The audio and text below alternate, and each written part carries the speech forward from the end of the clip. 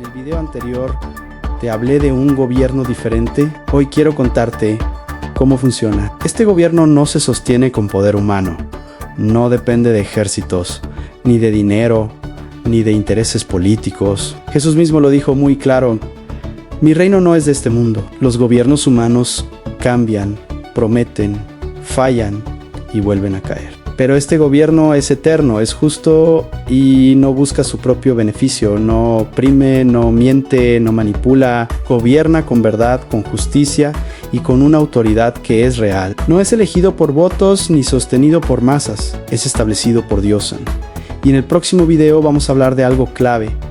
¿Quién puede pertenecer a este gobierno y qué se necesita para ser parte de él? Sígueme, dale like y comenta, porque la respuesta te va a sorprender. Que Dios